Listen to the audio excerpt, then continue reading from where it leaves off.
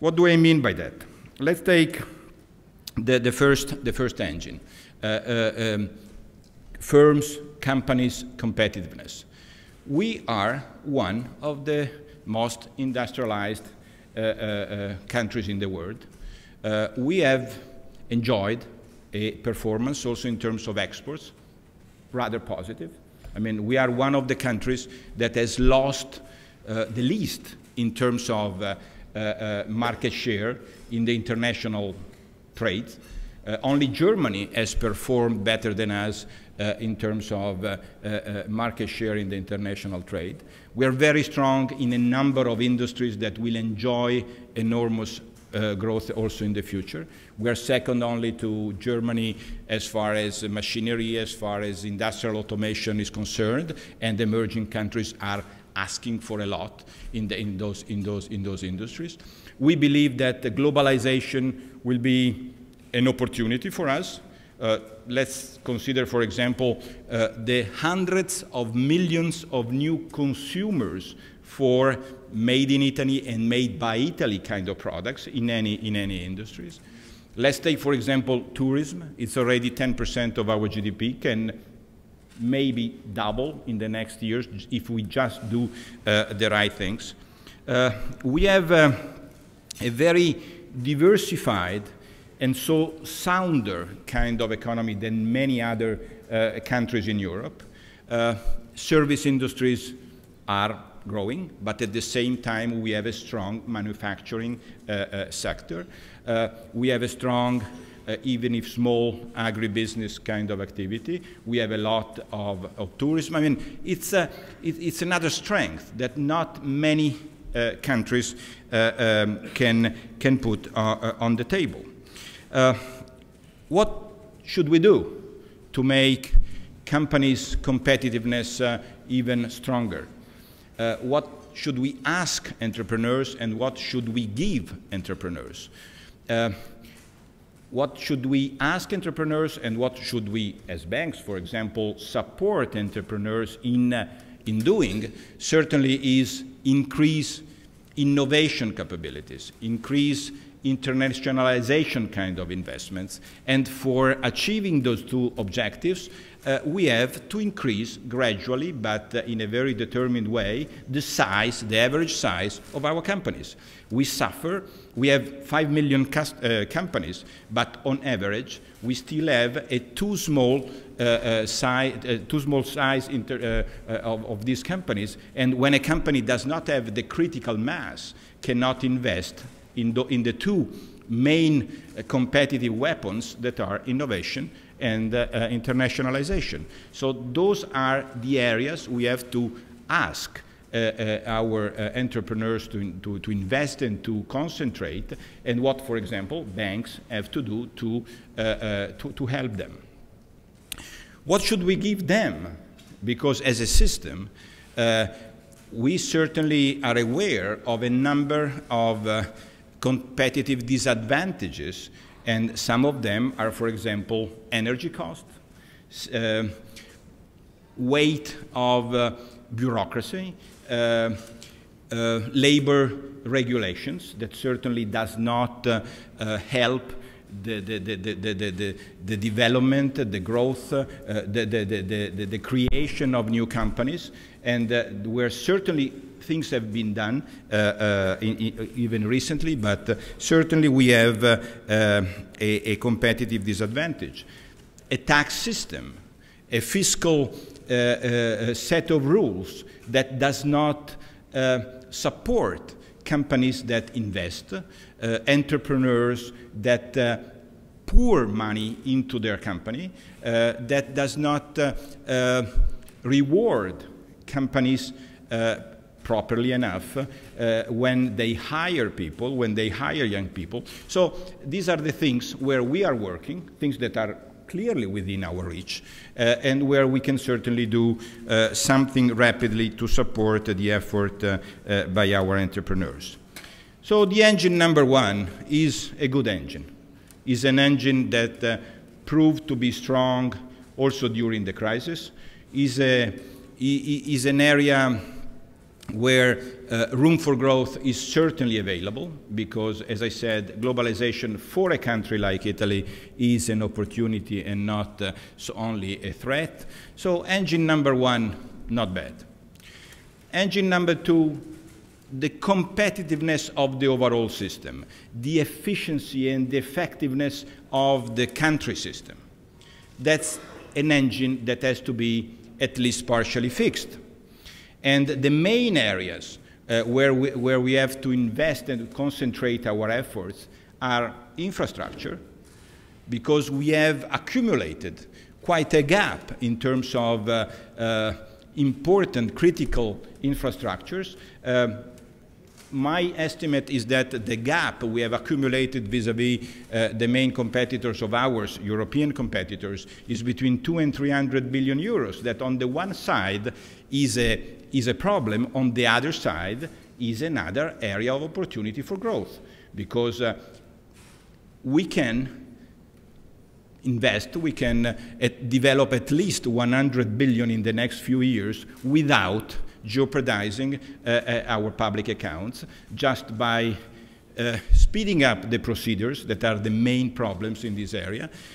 We have a lot of money that have already been devoted to these projects and simply not used because of these procedures. We can involve private money. We have created a bank for the infrastructure projects and for the partnerships between public money and private money. So there is a number of these infrastructures pay for themselves.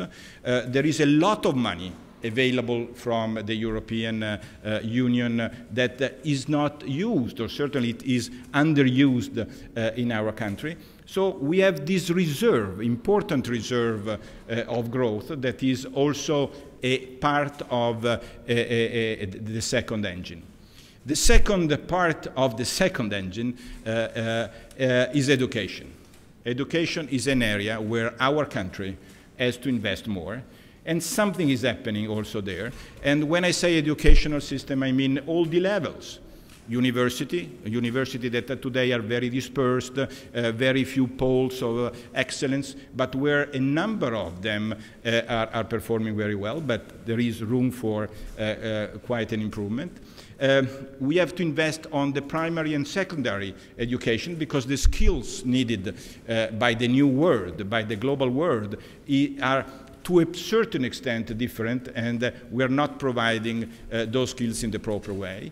And then there is the middle part of the educational system, the technical and professional levels, where we have quite a number of very interesting examples of things that can be done. But tonight we're simply making the list of the things we have to do. Education is certainly one of the most important points, and Bank of Italy has made an estimate recently that says that at least 1 percentage point of GDP can be achieved through a better investment in the educational system. Also in the second engine, the country system productivity, we have our justice system. That is another area where we have to invest, where we have to introduce a number of reforms, because the performance is very poor. Both the civil and the criminal part of the justice system is an area where we have to do a lot, where we find one of the main reasons why international investors are not investing, because the timing of the justice decision is such that is certainly not in favor of those who invest. And the last important point in this country system productivity engine is certainly the public administration, the public authorities' way of working. And as David mentioned before, I personally have the evidence that the room for improvement in the area of whatever is state-owned and public managed is enormous. The reserve for improvement is really enormous. I mean, we took the post office, it was one of the worst in Europe. They used not to to keep the post office in the rankings and in the averages at the European level because the performance was too poor.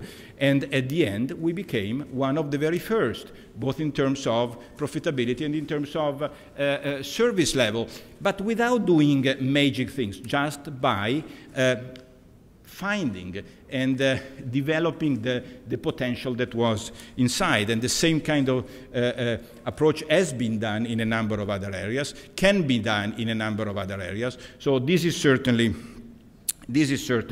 an area that today is not a strength of the country, but where room for improvement in a reasonably short period of time is not small.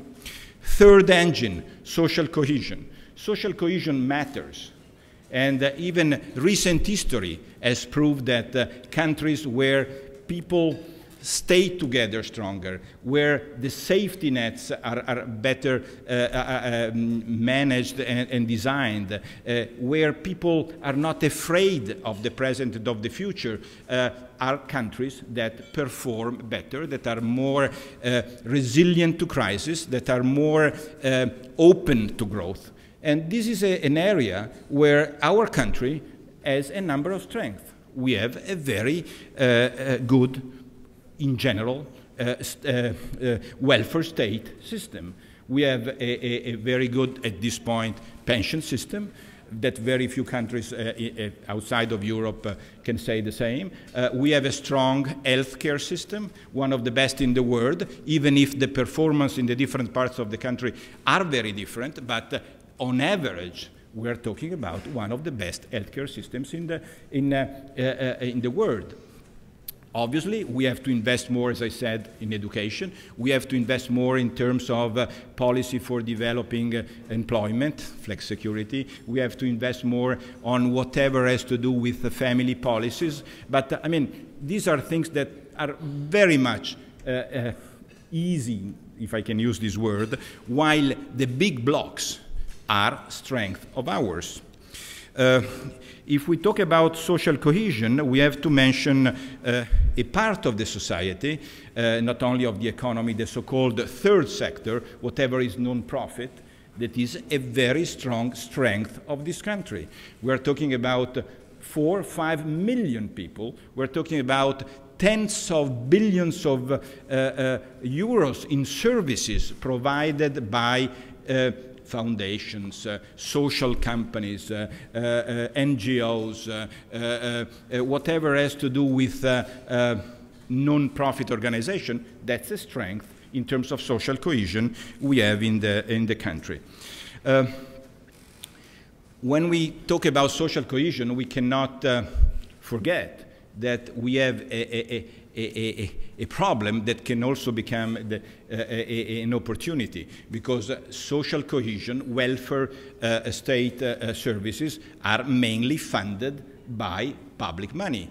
And today we have a problem in our country that goes under the title of fiscal evasion, and people that do not pay their taxes.